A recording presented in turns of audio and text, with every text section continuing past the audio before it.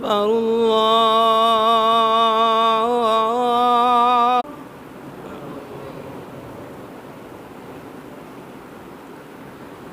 الله أكبر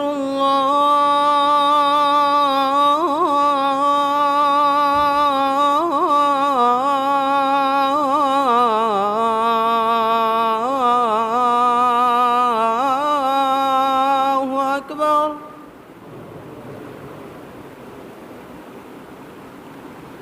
أشهد أن لا إله إلا الله.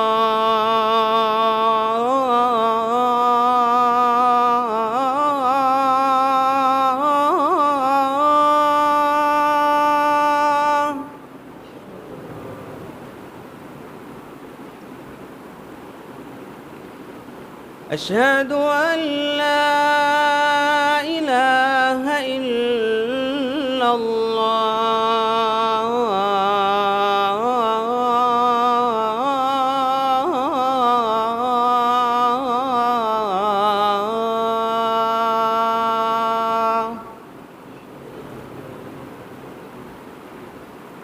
أشهد أن محمدًا رسول الله.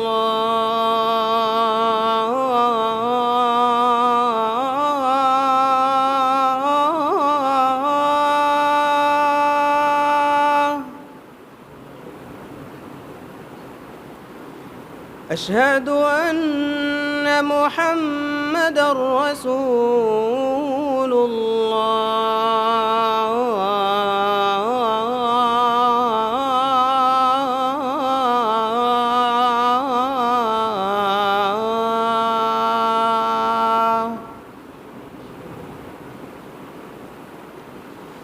حي على الصلاة.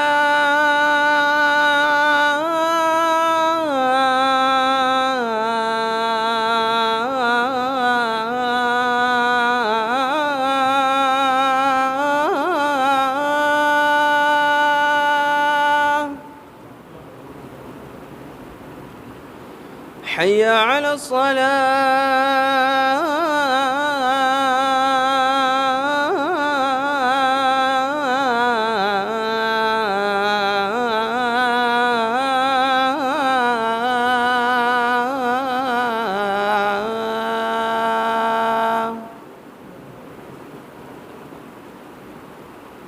حي على الفلاح.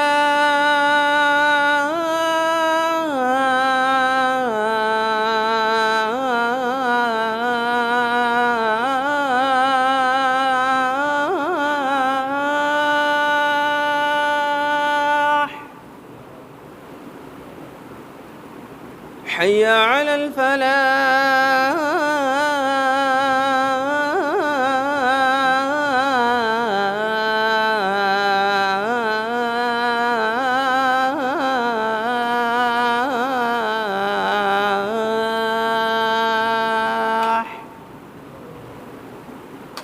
الله أكبر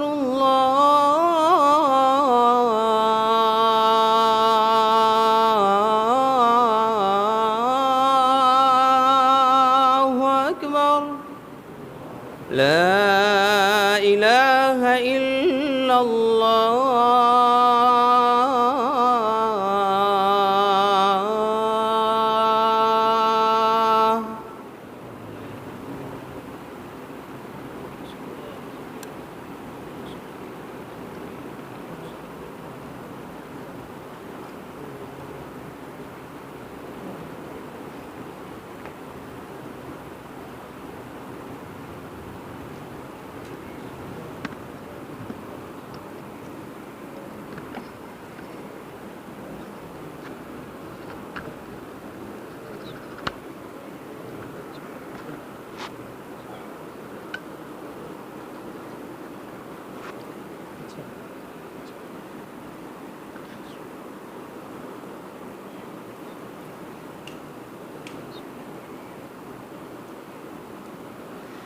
السلام علیکم ورحمۃ اللہ وبرکاتہ۔ إن الحمد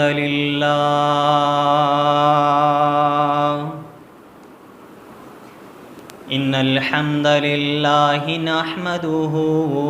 ونستعينه ونستغفره ونعوذ بالله من شرور أنفسنا ومن سيئات أعمالنا من يهده الله فلا مضل له ومن يضلل فلا هادي له وأشهد أن لا إله إلا الله وحده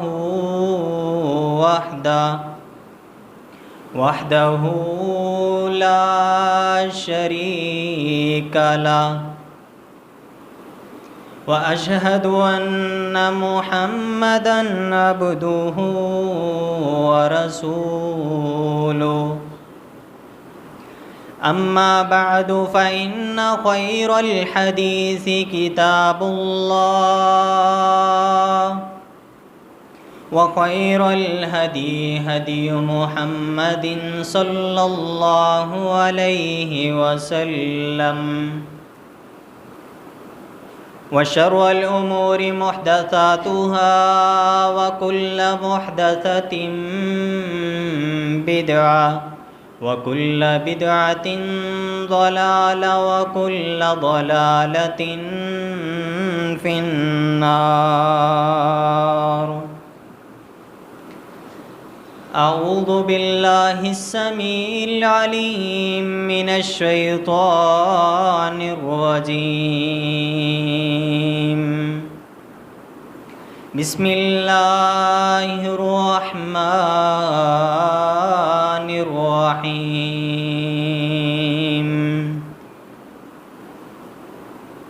ولا يحسبن الذين يبخلون بما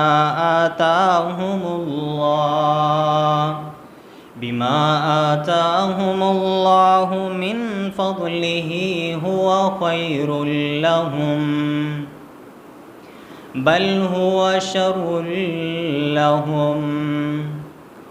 اللهم صل على محمد وعلى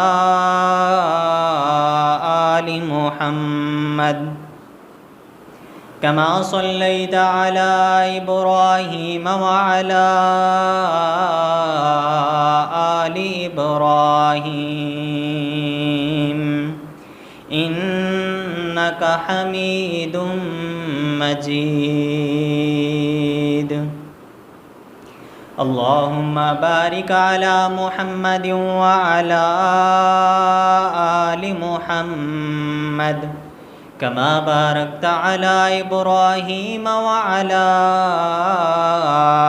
آل إبراهيم إنك حميد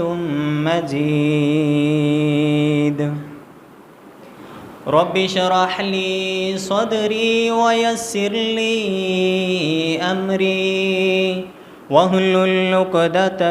من لساني يفقهوا قولي. رب زدني علما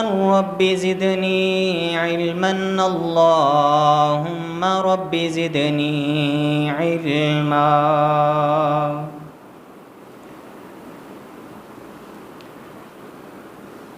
تمام تر تعریفات اللہ وحدہ لا شریک کی ذات اقدس، ذات بالا، ذات اعلیٰ کے لیے خاص. درود و سلام آقا دو جہاں سرور کونین، امام الانبیاء، امام المرسلین، خاتم النبیین، آمنہ کے لال جناب محمد رسول اللہ صلی اللہ علیہ وسلم کی ذات اقدس کے لیے خاص.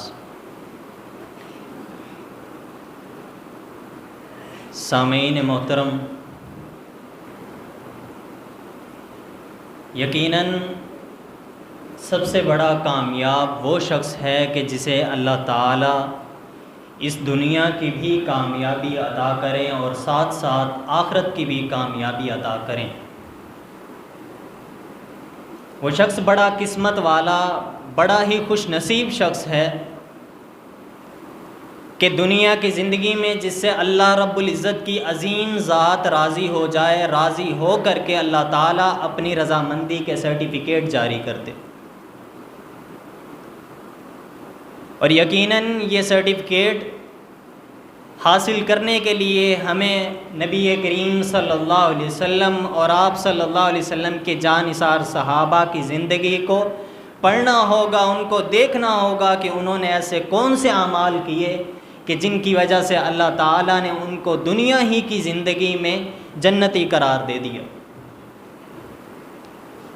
صحابہ کرام رضی اللہ تعالیٰ عنہم جہاں پہ اپنی جسمانی عبادات کرتے تھے، رکوع سجود کرتے تھے، وہاں پہ اللہ کے دیے ہوئے رزق میں سے، اللہ کے دیے ہوئے مال میں سے اللہ کی راہ میں خرچ کیا کرتے تھے، غربا، مساکین اور حاجت مندوں کی ضروریات کو پورا کیا کرتے تھے۔ ان کے یہی نیک اعمال تھے، یہی ان کے نیکیاں تھیں کہ جن کی وجہ سے اللہ تعالیٰ نے ان کو جنتی قرار دیا، اور ساتھ ساتھ اللہ تعالیٰ نے رضی اللہ عنہم ورضوا عنہ کے سرٹیفکیٹ جاری کیے۔ اللہ تعالیٰ کی عطا کردہ نعمتوں کا شکر بجا لانا ہر مسلمان، ہر دنیا میں بسنے والے انسان پر فرض ہے۔ اور یقیناً جس نے بھی اللہ کی عطا کردہ نعمتوں کی ناشکری کی، اللہ کی دی ہوئی نعمتوں کی ناقدری کی، پھر اللہ تعالیٰ نے بھی ان کو اپنے عذاب سے دوچار کیا، ان کو اپنے عذاب میں، اپنی پکڑ میں گرفتار کر لیا۔ تاریخ کے اوراق کھنگال کر کے دیکھیے، قارون کے جسے اللہ تعالیٰ نے خزانوں کی بھرمار دے رکھی تھی، خزانوں کی اس قدر زیادہ اس کے پاس اضافت اور زیادتی تھی کہ اس کے خزانوں کی چابیاں اٹھانے کے لیے اونٹوں کی ایک بڑی مقدار استعمال ہوتی تھی۔ لوگوں نے سمجھایا کہ اللہ نے تجھے یہ مال و دولت دیا ہے، یہ تجھ پہ نعمتوں کا نزول کیا ہے، اللہ کی ان نعمتوں کا شکر ادا کرتے ہوئے اللہ کی راہ میں غربا، مساکین اور دوسرے حاجت مندوں پہ خرچ کیا کرو اپنے اس مال کو۔ لیکن قارون نے تکبر کرتے ہوئے، اکڑ دکھاتے ہوئے اس مال کو اپنے پاس محفوظ کر کے رکھا، اس کو خزانہ بنا کر کے رکھا۔ ایک وقت ایسا آیا کہ اللہ تعالیٰ نے اس قارون کو، اس کے مال و دولت، اس کے تمام خزانوں سمیت زمین کے اندر دھنسا دیا، زمین کے اندر اسے گاڑ کر کے رکھ دیا۔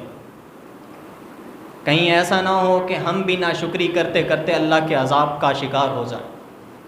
کہیں ایسا نہ ہو کہ اللہ کے دیے ہوئے مال کی ہم ناشکری، ناقدری کرتے ہوئے ان مالوں کو، ان خزانوں کو اپنے پاس ذخیرہ کر کے رکھیں، انہیں سنبھال کر کے رکھیں، کہیں ایسا نہ ہو کہ اللہ کا غضب ہم پہ طاری ہو جائے۔ یقیناً اسی مال خرچ کرنے میں سے ایک مال خرچ کرنے کا طریقہ جسے فرض قرار دیا گیا ہے، شریعت نے اسے مسلمانوں پہ فرض کیا ہے، وہ زکوٰۃ کا طریقہ ہے۔ اور زکوٰۃ کے متعلق 4 گروہ ہیں۔ ایک گروہ ایسا ہے جو کہ نہ چاہتے ہوئے اس زکوٰۃ کو اپنے اوپر چٹی اور بوجھ سمجھ کر کے اس زکوٰۃ سے بھاگنے کی کوشش کرتا ہے، اس سے گریز کرتا ہے۔ دوسرا گروہ جو کہ بالکل ہی اس سے قدم پیچھے کھینچ لیتا ہے۔ اور تیسرا گروہ زکوٰۃ دینے کے متعلق ایسا ہے جو کہ زکوٰۃ اللہ کی راہ میں دیتا ہے، لیکن زکوٰۃ کی افضلیت اور زکوٰۃ کی فضیلت سے ناواقفیت کی وجہ سے اس کے دل میں، اس کے دماغ میں، روح میں خشوع و خضوع نام کی چیز نہیں ہوتی۔ اور چوتھا شخص جو کہ اللہ کی رضا کی خاطر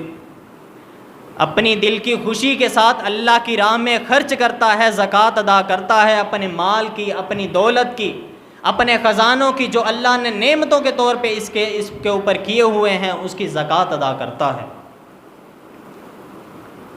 زکوٰۃ کے اگر لغوی معنی کو دیکھا جائے تو اس کے لغوی معنی ہے پاکیزگی، اضافہ۔ معنی سے یہ واضح ہوتا ہے کہ یہ مال زکوٰۃ ادا کرنا، چیزوں کی زکوٰۃ نکالنا، یہ اپنے مال کو پاک کرنا ہے، اس کو پاکیزہ کرنا ہے۔ اور اس کے ساتھ ساتھ زکوٰۃ ادا کرنے سے مال کم نہیں ہوتا بلکہ اللہ کی مزید رحمتیں نازل ہوتی ہیں، اللہ کی نعمتوں کی بھرمار ہوتی ہے، اور مال میں کمی کی بجائے اللہ کی طرف سے اضافہ ہوتا ہے۔ اللہ تعالیٰ نے قرآن مجید میں ارشاد فرمایا ان الذین آمنوا وعملوا الصالحات واقاموا الصلاۃ وآتوا الزکاۃ لہم اجرہم عند ربہم ولا خوف علیہم ولا هم یحزنون، کہ جو لوگ اللہ پر ایمان لاتے ہیں، نیک اعمال کرتے ہیں، اللہ کی بارگاہ میں آ کے نماز ادا کرتے ہیں اور ساتھ میں زکوٰۃ بھی ادا کرتے ہیں، لہم اجرہم عند ربہم، ان کا اجر اللہ نے اپنی بارگاہ میں لکھ کے رکھ لیا ہے، لا خوف علیہم ولا هم یحزنون، قیامت کے دن اس زکوٰۃ کی ادا کرنے کی وجہ سے اور باقی نیک اعمال کی وجہ سے نہ اس پر کسی قسم کا کوئی خوف ہوگا اور نہ وہ غم زدہ ہوگا۔ وہ قیامت کا دن کہ جب ہر کسی پہ پریشانی ہوگی، ہر کوئی کرب اور تکلیف میں مبتلا ہوگا، یہ نیک اعمال کرنے والا، یہ زکوٰۃ ادا کرنے والا بغیر کسی خوف کے، بغیر کسی غم کے اللہ کی بارگاہ میں کھڑا ہوا ہوگا۔ اور اگر انسان مال تو کماتا رہے، مال تو جمع کرتا رہے، لیکن اس مال کی زکوٰۃ نہ نکالے، اسے اللہ کی بارگاہ میں خرچ نہ کرے، تو ان کے ساتھ کیسا انجام ہوتا ہے، کیسا سلوک اللہ کی طرف سے کیا جاتا ہے۔ اللہ تعالیٰ نے خود ارشاد فرمایا وَلَا يَحْسَبَنَّ الَّذِينَ يَبْخَلُونَ بِمَا آتَاهُمُ اللَّهُ مِنْ فَضْلِهِ هُوَ خَيْرٌ لَهُمْ بَلْ هُوَ شَرٌّ لَهُمْ، ایسے لوگ جن کو اللہ تعالیٰ نے مال عطا کیا ہے، دولت عطا کی ہے، ان کے پاس جائیدادیں ہیں، خزانے ہیں، غلہ اور اناج ان کے پاس موجود ہے، لیکن اس کے باوجود وہ بخل کرتے ہیں، اپنے اس مال کو چھپا چھپا کر کے، خزانہ بنا کر کے، ذخیرہ کر کے رکھتے ہیں۔ اللہ تعالیٰ نے ارشاد فرمایا کہ یہ سمجھتے ہیں کہ ہم مال جمع کر کے کوئی بڑا اچھا کام کر رہے ہیں، بڑا نیکی کا کام کر رہے ہیں، بل ہوا شر لہم، یہ جو مال جمع کر رہے ہیں نا، زکوٰۃ نہیں ادا کر رہے، یہ مال کا جمع کرنا، زکوٰۃ کو نہ نکالنا، یہ ان کے لیے انتہائی بھیانک ہے، بڑا خوفناک ہے۔ اور پھر آگے چلتے ہوئے اللہ تعالیٰ نے ارشاد فرمایا سَيُطَوَّقُونَ مَا بَخِلُوا بِهِ يَوْمَ الْقِيَامَةِ، یہ مال انہوں نے جو جمع کیا ہوا ہوگا، جو مال سمیٹا ہوا ہوگا، قیامت کے دن یہی مال، یہی دولت، یہی پیسہ توق بنا کر کے ان کے گلوں میں عذاب کے طور پر لٹکا دیا جائے گا۔ اندازہ کریں ہماری کیا حالت ہوگی جب ہمارا ہی کمایا ہوا ہاتھوں کا مال ہمارے ہی اپنے گلے میں عذاب بن کر کے، ہمارے لیے عذاب بن کر کے تکلیف کا باعث بنے گا۔ تو ہمیں آج سے ہی سوچ لینا چاہیے کہ ہمیں مال ادا کرنا چاہیے، زکوٰۃ ادا کرنی چاہیے، اپنے مال کو اللہ کی رضا میں دل کی خوشی کے ساتھ، اللہ کی رضامندی کی خاطر اپنے مال کو اللہ کی راہ میں خرچ کرنا چاہیے۔ نبی کریم صلی اللہ علیہ وسلم نے ارشاد فرمایا ایسا شخص جو کہ اپنے مال کو ذخیرہ بنا کر کے ذخیرہ اندوزی کرتا ہے، سنبھال کر کے رکھتا ہے، یہی مال قیامت کے دن گنجا سانپ بن کر کے، زہریلا سانپ بن کر کے اس کے سامنے کھڑا ہوا ہوگا اور زبان سے پکار کر کے کہہ رہا ہوگا انا مالو کا، انا کنزو کا، میں وہی تیرا کمایا ہوا مال ہوں، میں وہی تیرا جمع کیا ہوا خزانہ ہوں۔ دنیا میں تو بڑی عیش کر لی، بڑی خوشی کے ساتھ زندگی بسر کر لی، لیکن وہی جمع کیا ہوا مال، وہی ذخیرہ کیا ہوا خزانہ آج تیرے سامنے زہریلا سانپ بن کے اللہ کے عذاب کے طور پر کھڑا ہوا ہے۔ اسی طرح ایسا شخص جو کہ اپنے سونے چاندی، اس کے پاس سونے چاندی کی مقدار موجود ہے، وہ سونے چاندی کی اس مقدار میں سے اللہ کی راہ میں زکوٰۃ نہیں نکالتا۔ نبی کریم صلی اللہ علیہ وسلم نے ارشاد فرمایا کہ یہی سونا چاندی قیامت کے دن پتریاں بنا کر کے ان کو جہنم کی آگ کے ساتھ گرم کیا جائے گا، اسی سونے چاندی کو جس کو ہم نے دنیا میں کمایا ہوا ہوگا، یہی سونا چاندی جسے ہم نے ذخیرہ کیا ہوا ہوگا، قیامت کے دن ان کو پتریاں بنا کر کے جہنم کی آگ سے بھڑکا کر کے گرم کر کے ان کے ساتھ ہماری پیشانیوں، ہماری پیٹھوں کو داغا جائے گا، ان کے ساتھ ہماری پیٹھوں کو جھلسایا جائے گا۔ آج ذرا اگر اندازہ لگانا ہو کہ اس عذاب کی کیفیت کیا ہوگی، ایک لوہے کی سلاخ کو گرم کر کے اپنے ہاتھ کے ساتھ چھو کر کے تو دیکھیں، اندازہ ہو جائے گا کہ قیامت کے دن کا عذاب کس قدر زیادہ سخت ہوگا۔ اندازہ ہو جائے گا کہ ہمارے ساتھ کیا معاملہ پیش آئے گا اگر ہم اللہ کے اس دیے ہوئے مال، اللہ کی اس دی ہوئی سونے اور چاندی کی مقدار میں سے زکوٰۃ کو نہیں نکالیں گے۔ اور اسی طرح آگے چلیے، ایک ایسا آدمی کہ جسے اللہ تعالیٰ نے جانوروں کی وافر مقدار عطا کی ہوئی ہے، اونٹوں کی مقدار عطا کی ہوئی ہے، اونٹ اس کے پاس موجود ہیں، لیکن اس کے باوجود وہ اپنے اونٹوں کی زکوٰۃ نہیں نکالتا۔ نبی کریم صلی اللہ علیہ وسلم نے ارشاد فرمایا کہ یہی اونٹ قیامت کے دن اس کے سامنے کھڑے ہوئے ہوں گے، اور دنیا کی نسبت یہ قیامت کے دن زیادہ موٹے تازے اور بھاری وزن کے ساتھ ہوئے ہوں گے۔ پھر ان اونٹوں کو اللہ کی طرف سے حکم دیا جائے گا، یہ اونٹ دوڑیں گے اپنے مالک کی طرف، اسے روندنا شروع کر دیں گے اور اپنی زبانوں کے ساتھ، اپنے دانتوں کے ساتھ کاٹنا شروع کر دیں گے، اور صرف ایک مرتبہ روند کے چلے نہیں جائیں گے، ایک دفعہ کاٹ کر کے چلے نہیں جائیں گے، بلکہ نبی کریم صلی اللہ علیہ وسلم نے ارشاد فرمایا کہ یہ واپس لوٹ کے آئیں گے، بار بار لوٹیں گے، 50,000 سال تک، جب تک لوگوں کا حساب جاری رہے گا یہ شخص اپنے اسی اونٹوں کے روندنے میں اور ان کے کاٹنے کے عذاب میں مبتلا رہے گا۔ اسی طرح وہ شخص کہ جس کے پاس بھینسیں ہیں، گائیاں ہیں، بکریاں ہیں، ان کی زکوٰۃ نہیں نکالتا، ان کے ساتھ بھی یہی معاملہ ہوگا کہ قیامت کے دن وہی بکریاں، وہی بھینسیں اس کے سامنے کھڑی ہوں گی، اس کو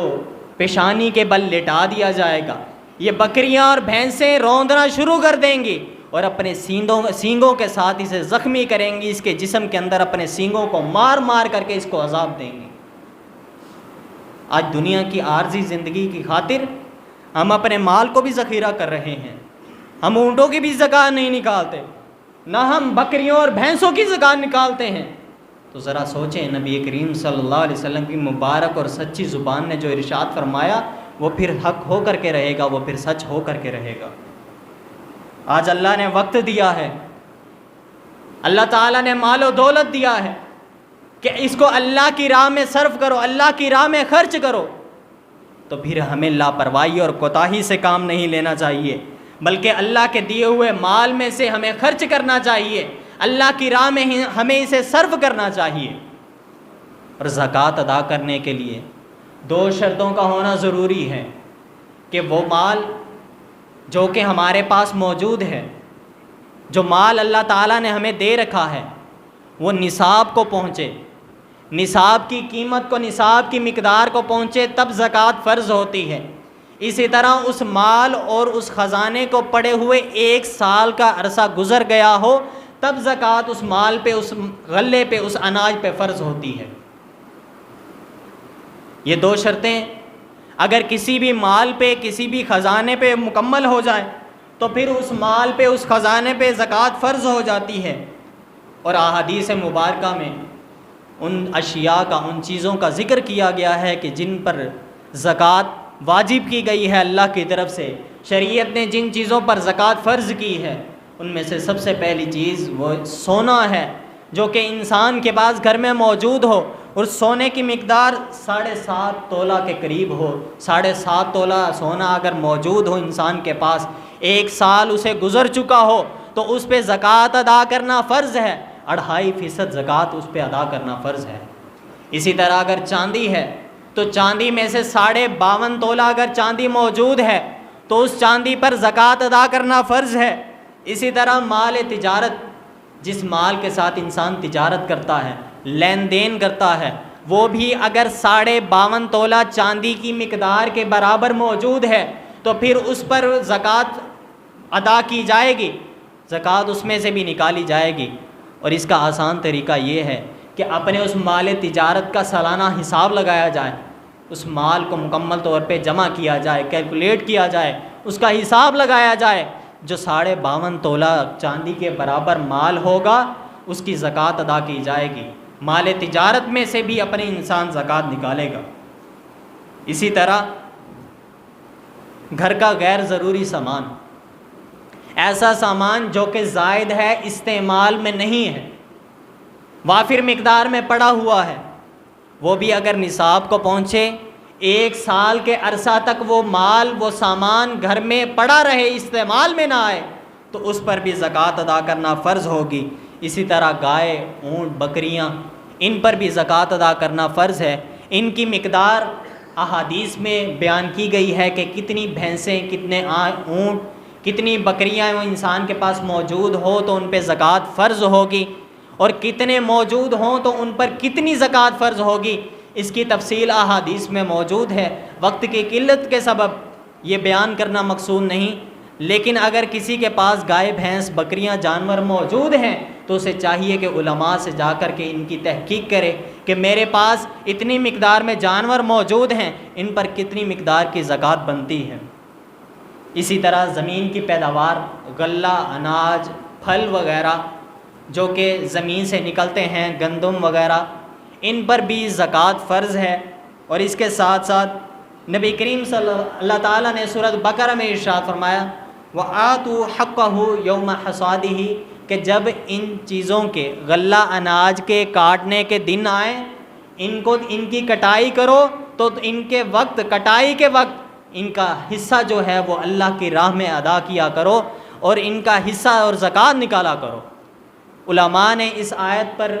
تبصرہ کیا ہے کہ یہ آیت عشر پر محمول ہے، لیکن عشر اور زکوٰۃ چونکہ ان کی کیفیت اور نوعیت ایک جیسی ہے، دونوں فرض ہیں، عشر بھی فرض ہے اور زکوٰۃ بھی فرض ہے، اور زکوٰۃ کے بھی مصارف وہی ہیں جو کہ عشر کے مصارف ہیں۔ اس وجہ سے اس کو زکوٰۃ پر بھی محمول کیا جاتا ہے کہ جب غلہ اور اناج اس کی کٹائی کی جائے، گندم کی کٹائی کی جائے، پھلوں کو اتارا جائے، تو ان کی زکوٰۃ ادا کی جائے، ان کی بھی زکوٰۃ اللہ کی راہ میں نکالی جائے۔ عشر سے متعلقہ چند احکامات جو کہ شریعت نے ہمیں بتلائے ہیں، ہمیں سمجھائے ہیں کہ عشر کی مقدار کا 10% حصہ وہ نکالنا لازم ہے۔ عشر 10% حصہ وہ نکالنا لازم ہے۔ زمین اور مزارع، اگر ان کے درمیان زمین موجود ہے، ذمہ دار کے درمیان اور مزارع کے درمیان، ان کو سب سے تو پہلے افضل ہے کہ زمین کی کٹائی کے بعد اپنی تقسیم سے پہلے، اپنے اس غلے اناج کو تقسیم کرنے سے پہلے اس میں سے ہی عشر کو نکال لیں۔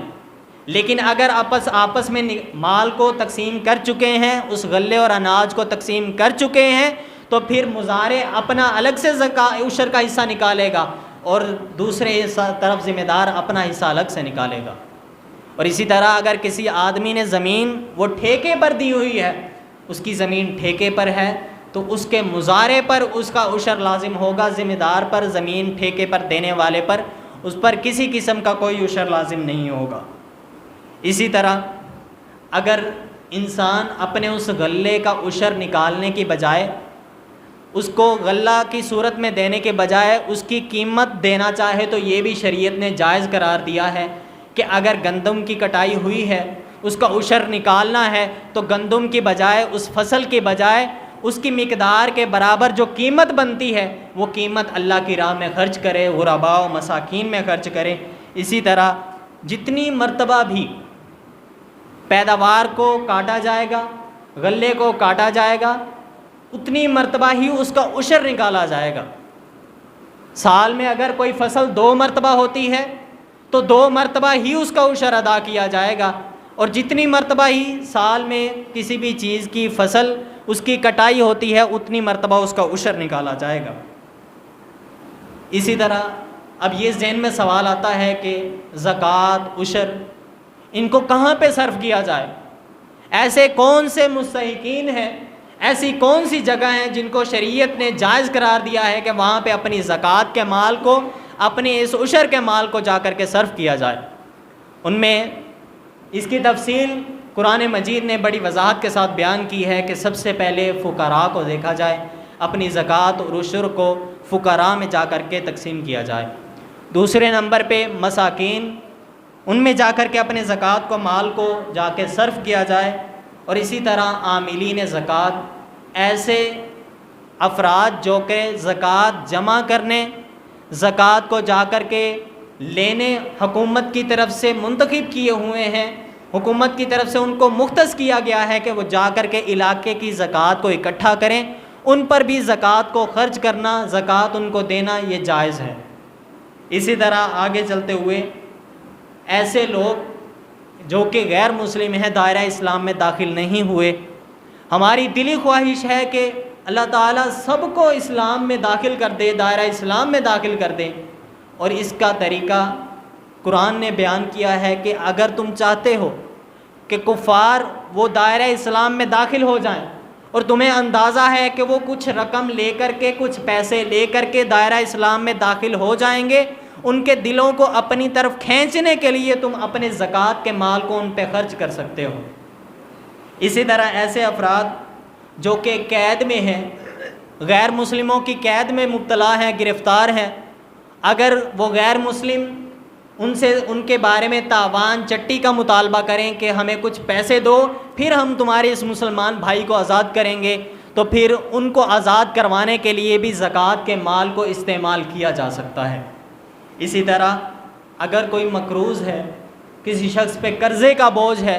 اس کے بارے میں بھی قرآن نے وضاحت کی ہے کہ ایسا شخص جو قرضے کے بوجھ تلے دبا ہوا ہے، اس کی بھی اس قرضے سے جان چھڑوانے کے لیے زکوٰۃ کے مال کو اس کے لیے ادا کیا جا سکتا ہے۔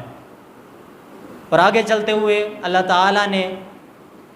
ساتواں مصرف کہ جہاں پہ زکوٰۃ کو ادا کیا جا سکتا ہے، زکوٰۃ وہاں پہ عشر ادا کیا جا سکتا ہے، وہ اللہ کی راہ ہے، اللہ کی راہ میں فی سبیل اللہ زکوٰۃ کو صرف کیا جا سکتا ہے، مدارس وغیرہ میں، اور جہاں پہ بھی جتنے حاجت مند ہیں، فقراء، مساکین، اللہ کی راہ میں، اللہ کی رضا کی خاطر، دل کی خوشی پہ وہاں پہ زکوٰۃ کو ادا کرنا چاہیے۔ اور اسی طرح ایسا شخص جو کہ حاجت مند ہے اور سفر کی حالت میں ہے، مسافر ہے، وہاں پر بھی انسان اپنے زکوٰۃ کے مال کو صرف کیا کر سکتا ہے، زکوٰۃ کے مال کو وہاں پر پہ جا کر کے تقسیم کر سکتا ہے۔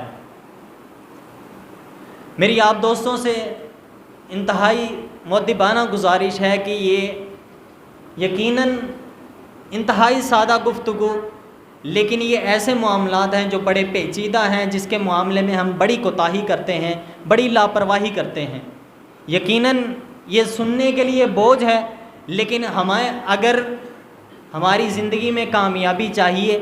ہمیں اللہ کی رضامندی چاہیے، اللہ کی جنت کے حصول کے لیے ہم اگر طلبگار ہیں، تو پھر ہمیں ان زکوٰۃ کے معاملات میں، عشر کے معاملات میں کسی قسم کی کوئی نرمی اختیار نہیں کرنی چاہیے، بلکہ اس کو تہ دل کے ساتھ، دل کی خوشی کے ساتھ ہمیں اپنے مال کی زکوٰۃ نکالنی چاہیے، اپنے مال کا عشر نکالنا چاہیے۔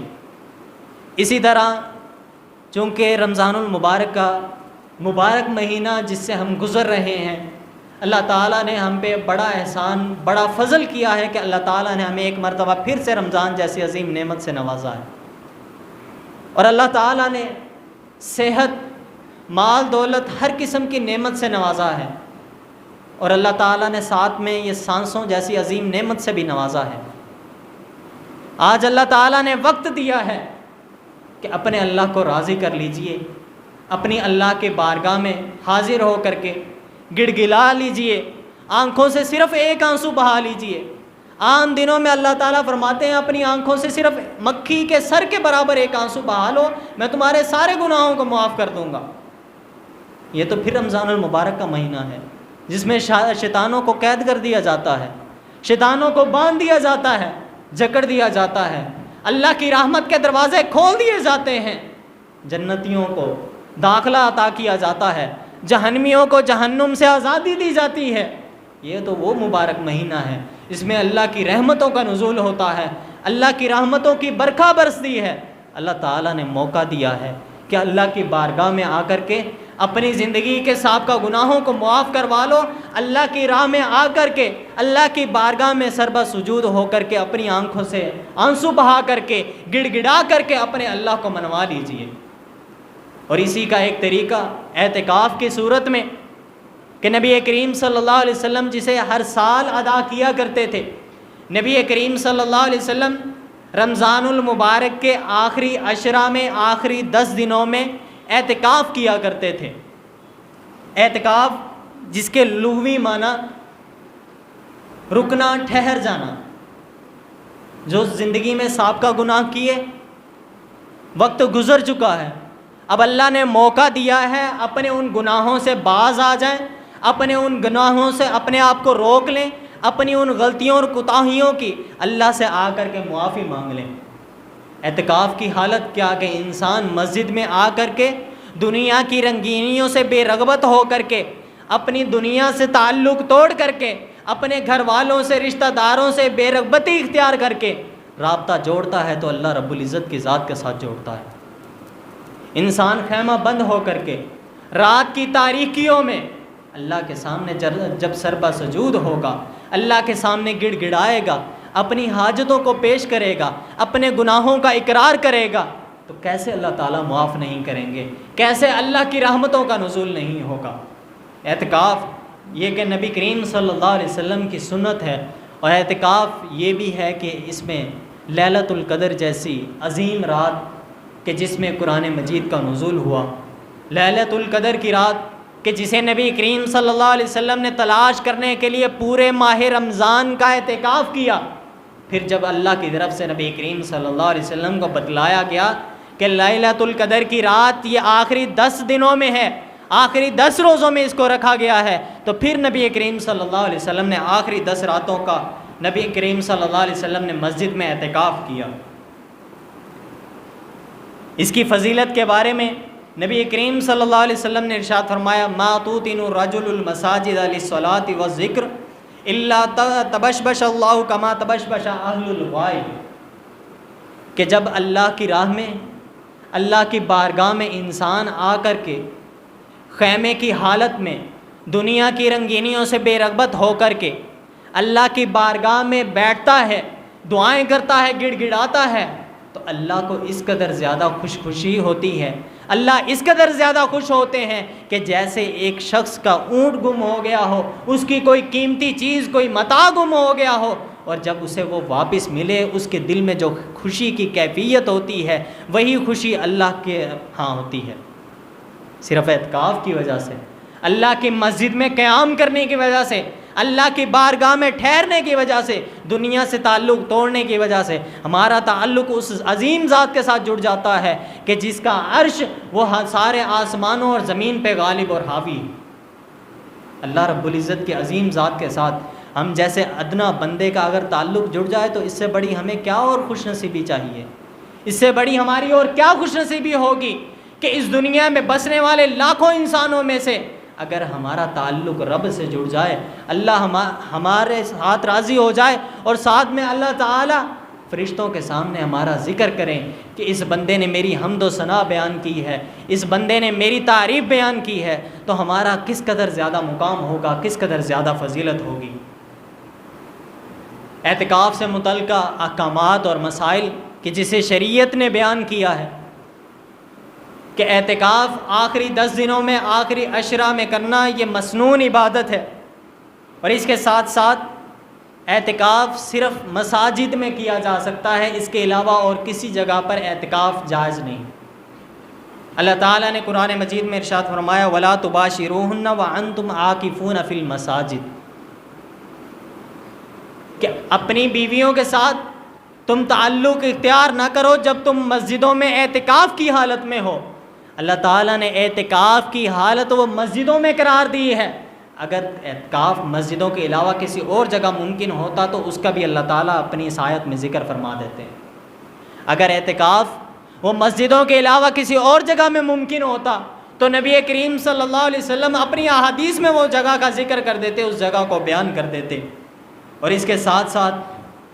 تیسرا مسئلہ اعتکاف سے متعلقہ کہ ہر شخص، ہر فرد کا خیمہ وہ الگ سے ہونا چاہیے اعتکاف کے لیے۔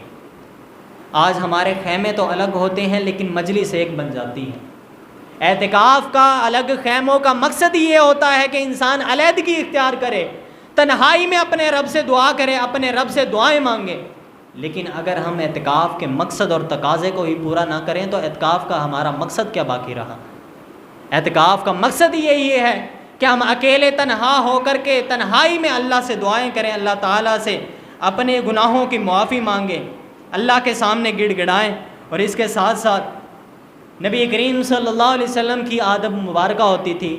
کہ آپ صلی اللہ علیہ وسلم اعتکاف میں 21ویں روزے کو فجر کی نماز کے بعد داخل ہوتے تھے۔ خیمہ پہلے پچھلے دن مغرب کے وقت لگا لیا، مغرب کے وقت معتکف ہو گئے، اعتکاف کی حالت میں ہو گئے، لیکن خیمہ میں داخل اگلے دن فجر کی نماز کے بعد داخل ہوتے تھے۔ یہ نبی کریم صلی اللہ علیہ وسلم کا مسنون طریقہ تھا۔ اور اس کے ساتھ ساتھ معتکف اگر اپنے ساتھ اپنی ضروری اشیاء کو، اپنے استعمال کی چیزوں کو رکھنا چاہے تو وہ ساتھ میں رکھ سکتا ہے، یہ اس کے لیے جائز ہے۔ اور اگر کوئی ضروری ملاقات ہو، محض لغو باتیں یا پھر دنیاوی باتیں کرنا مقصد نہ ہو، کوئی ضروری بات ہو، ضروری کام ہو، تو اس مقصد کے لیے کوئی باہر کا آدمی آ کر کے معتکف سے ملاقات کر سکتا ہے، اس سے مل سکتا ہے۔ اور اس کے ساتھ ساتھ معتکف کو چاہیے کہ وہ بغیر ضرورت، بغیر کسی وجہ کے اپنے خیمہ سے باہر نہ نکلیں، کیونکہ نبی کریم صلی اللہ علیہ وسلم کی بھی یہ عادت مبارکہ ہوا کرتی تھی کہ آپ صلی اللہ علیہ وسلم بغیر ضرورت اعتکاف سے اپنے خیمہ سے باہر نہیں نکلتے تھے۔ اسی طرح عورتوں کے اعتکاف کے متعلق احادیث مبارکہ، روایات وہ بھی ذخیرہ احادیث میں موجود ہیں کہ عائشہ رضی اللہ تعالیٰ عنہ فرماتی ہیں کہ میں نے نبی کریم صلی اللہ علیہ وسلم سے اعتکاف کرنے کی اجازت طلب کی، نبی کریم صلی اللہ علیہ وسلم نے مجھے اجازت دے دی اور میں نے نبی کریم صلی اللہ علیہ وسلم کے خیمہ کے ساتھ اپنے خیمے کو لگایا۔ اور اسی طرح حفصہ رضی اللہ تعالیٰ عنہ نے بھی آپ صلی اللہ علیہ وسلم سے اعتکاف کرنے کی اجازت طلب کی، مسجد میں ہی آپ کا خیمہ لگایا گیا۔ گویا کہ عورتوں کا بھی اعتکاف ہو مسجد میں ہی ہوگا، جہاں پہ مرد مسجد میں اعتکاف کریں گے وہاں پہ عورتوں کا بھی اعتکاف وہ مسجدوں میں بھی ہوگا۔ عورت کے لیے احکامات اعتکاف کے لیے یہ ہے کہ سب سے پہلے اس کے لیے ضروری ہے کہ وہ اپنے خاوند یا جو گھر میں سرپرست ہے اس کی اجازت کے بغیر اعتکاف میں نہ بیٹھے۔ خاوند کی یا کسی سرپرست کی اجازت کا ہونا ضروری ہے۔ اور اس کے ساتھ ساتھ اعتکاف میں عورت کے بیٹھنے کے لیے ضروری ہے کہ وہاں پہ اعتکاف اس مسجد میں بیٹھے جہاں پہ ان کے لیے علیحدہ پردے کا اہتمام ہو، علیحدہ پردے کا انتظام ہو، مرد اور عورتوں کا آپس میں اختلاف اور میل جول نہ ہو، وہاں پر عورت اعتکاف میں بیٹھ سکتی ہے۔ اور اس کے ساتھ ساتھ نبی کریم صلی اللہ علیہ وسلم نے عورتوں کو نماز کے لیے مسجدوں میں آنے کی اجازت دی اور فرمایا کہ اگر تم گھروں میں نماز ادا کر لو تو یہ بہتر ہے، افضل ہے۔ لیکن جب نبی کریم صلی اللہ علیہ وسلم نے عائشہ رضی اللہ تعالیٰ عنہ کو اعتکاف کی اجازت دی تو اس وقت یہ الفاظ نہیں دہرائے کہ تم گھروں میں اعتکاف کر لو تو یہ تمہارے لیے افضل ہوگا، بلکہ گھروں کا نبی کریم صلی اللہ علیہ وسلم نے ذکر ہی نہیں کیا، بلکہ عائشہ رضی اللہ تعالیٰ عنہ کا خیمہ اپنے خیمے کے ساتھ لگایا۔ یہ سارے احکامات، یہ ساری تفاصیل، یہ سارے مسائل جو کہ زکوٰۃ، عشر اور اعتکاف سے متعلقہ ہیں، اس کے بارے میں شریعت میں مزید وضاحتیں موجود ہیں۔ اللہ تعالیٰ سے دعا ہے کہ اللہ تعالیٰ ہمیں دین اسلام کے مطابق اپنی زندگیوں کو بسر کرنے کی توفیق عطا فرمائے، اور ہماری جتنی لغزشیں ہو چکی ہیں اللہ تعالیٰ ان سے صرف نظر فرمائے، اور اللہ تعالیٰ ہمیں اپنے اس مہمان کو جن کے چند دن باقی ہیں، اللہ تعالیٰ نے ان 30 دنوں کو ہی چند دن قرار دیا، لیکن پھر بھی جتنے چند دن باقی ہیں اللہ تعالیٰ ان کی قدر کرنے کی توفیق عطا فرمائے۔ اللہ ان بقیہ ایام میں ہمیں اپنے رب کو منانے کی، اپنے رب کو راضی کرنے کی توفیق عطا فرمائے۔ وآخر دعوانا ان الحمد للہ رب العالمین۔